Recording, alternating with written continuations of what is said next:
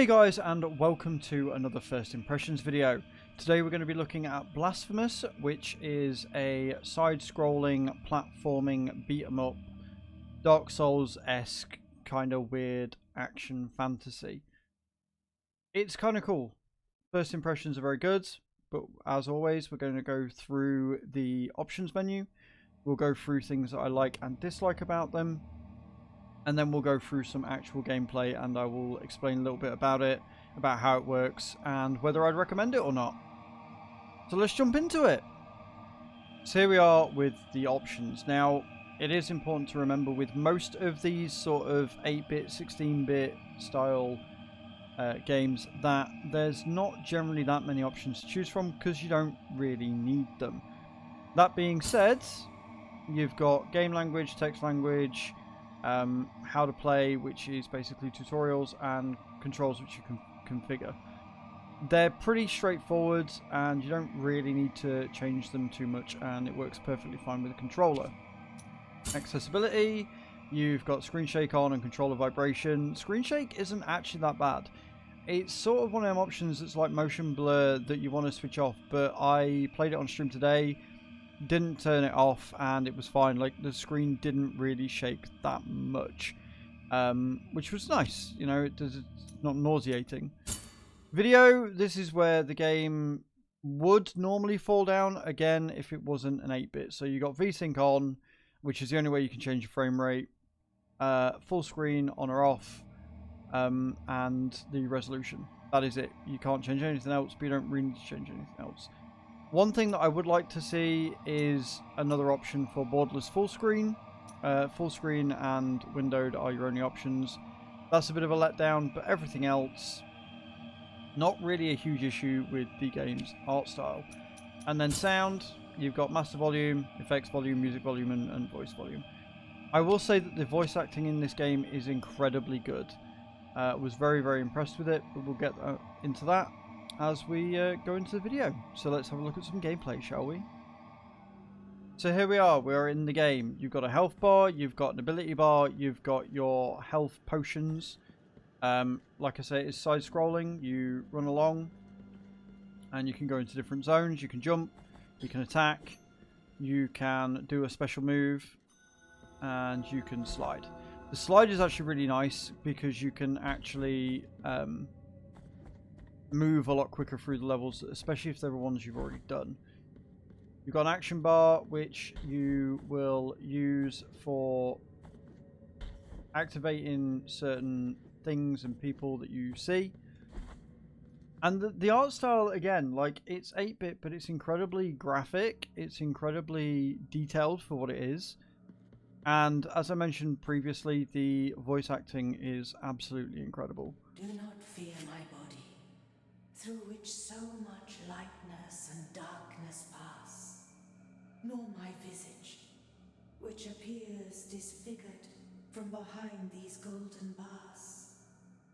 One thing that I would like to see with the subtitles is maybe a border around them, just to make them stand out a bit more from the rest of the design, because it can be a little bit difficult to read as a result. But outside of that, the text works really well with the rest of the design as well, and the voice acting is actually incredible.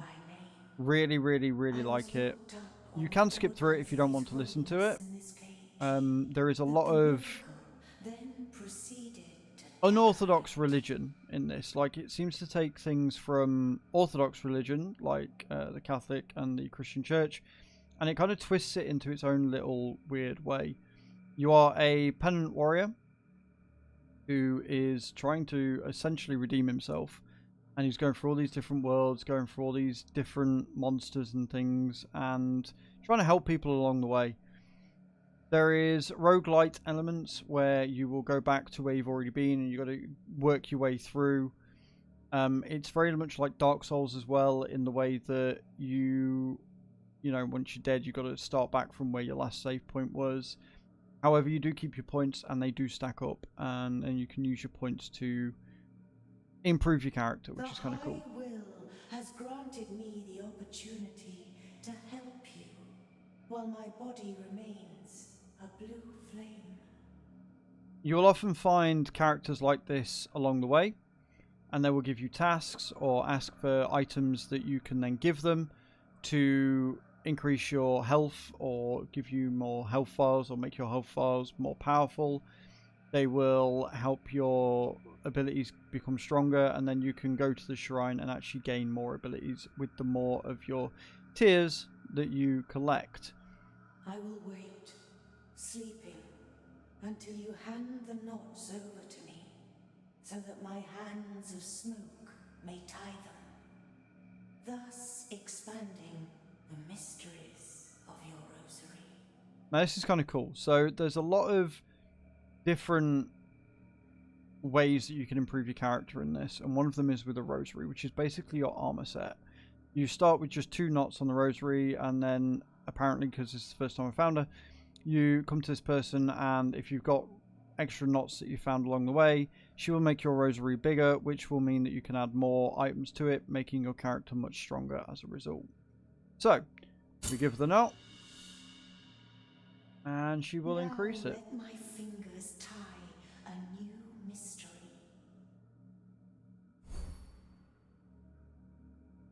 Return once you possess new rosary knots to thread. Perfect. May your heart be free of sin. So then what you do is on the rosary screen here, you've got all these items. They give you a description of what they do and how they can help. We're going to put the dove skull on because more like defenses is a good thing. And then you've got all your other options here as well. So you've got your relics that you can pick up along the way. You've got your thorn. These are all your quest items that generally help you progress. You've got your hearts that you can get.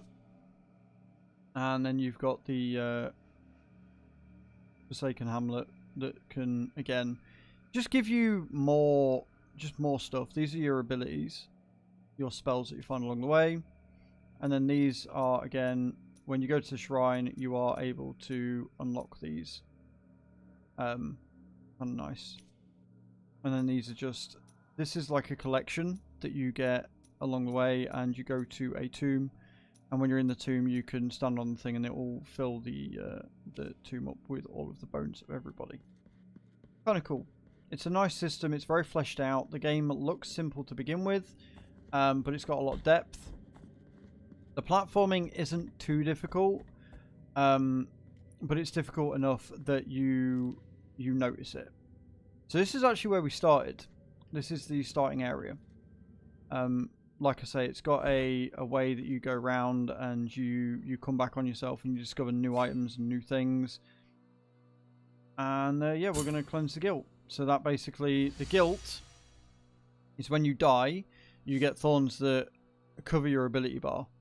And when the ability bar is covered, it means that you have less chance of earning that, which is kind of cool. It's a good little system. You've got lots of characters to talk to, and then you progress the story. What I want to show you next is some combat. So I'm going to skip forward, if you like, and I will show you what the combat's actually like, because there's going to be a lot of talking from here on out.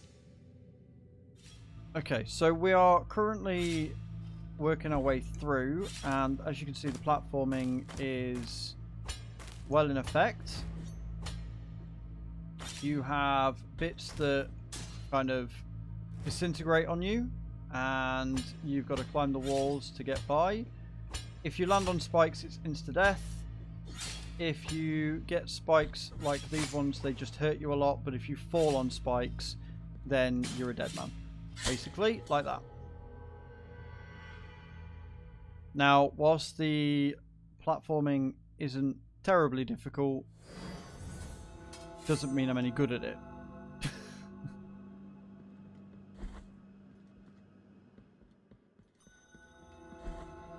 There's lots of different routes you can take. This is actually the shrine that I was on about. So this is the shrine where you can upgrade your abilities and spells. And I'm actually really glad, because I've been wanting to upgrade this one for a while.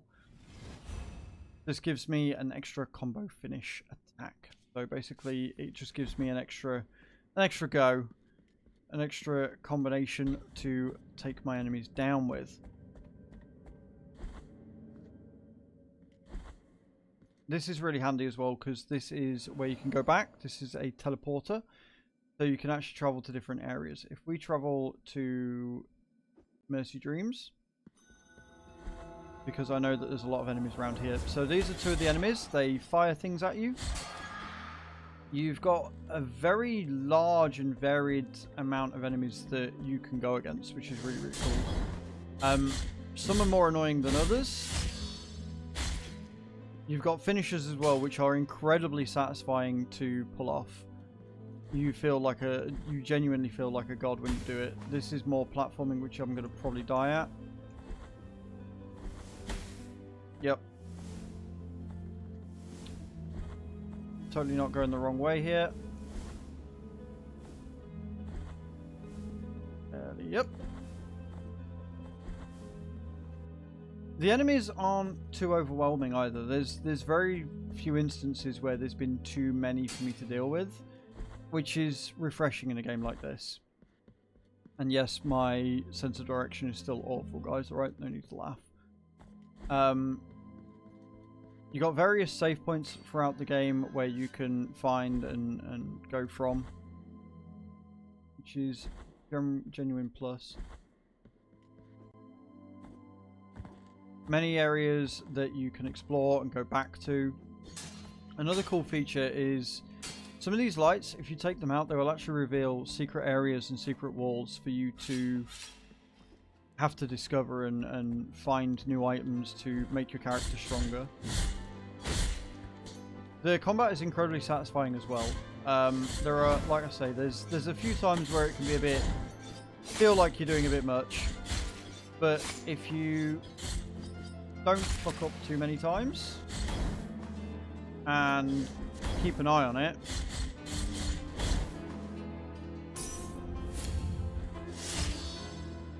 you can do a fair amount. And like I say, the finishers are quite gruesome, which is nice. But it does, on the whole, feel pretty well balanced. Like, if you die because of your own mistakes. You don't die because the game has decided to treat you like an arsehole. Which is again, nice to see. Too many games like this that try and do the whole Souls-esque type deal, regardless of whether it's 8-bit or not, tend to make the game screw you over to make it difficult. And it's not true difficulty. It's just the game screwing you over. But I do genuinely feel more powerful and more skillful the further I go through, which is a nice feeling. It makes you feel like you are genuinely progressing. You have a map that you can actually go through and see where you've been and see where you've got to go and see what you can unlock and see what you haven't unlocked yet, which is really, really nice. You've got a legend at the bottom. This is actually where you go to quit out the game as well. It took me a couple of minutes to work that out today. But on the whole, I'm really, really happy with this game. Really glad that I found it. Really glad that I was able to claim for a key on Blasphemous. And once again, I feel a little bit sad that I'm late to the party. I didn't get this on release because it released about a year ago. But it goes to show that you're never too old or too behind to discover a game that may have been around for a while and to just enjoy it for what it is. It's fairly cheap on Steam as well. It's about £15. I would highly recommend it. My first impressions so far have been very enjoyable. A little bit of frustration, but nothing too terrible. It did kind of hit you hard at the beginning. There was a large gap between one of the pyres and the other pyre, or fire, or save point, whatever you want to call it. But once you found the second one and you started to work out how the game works and to go around and look at things, it became a lot easier and didn't feel as bad. Knowing that you can go back to another area that you've already been to see if there's something you've forgotten or see if a new ability you've gained can help you progress. It feels like there's a few playthroughs in this. It definitely feels like there's much more to it, and I'm a big fan of that. So there you are, guys. This is Blasphemous.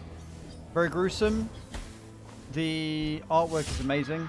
I'm a real big fan of the artwork. The combat is fun. The platforming doesn't make you want to kill yourself. And overall, it's a good time. I would highly recommend it. Thank you very much for watching this video, guys. Don't forget to like and subscribe. Check me out on Twitch 6 days a week. And I will see you all next time. Ciao, ciao.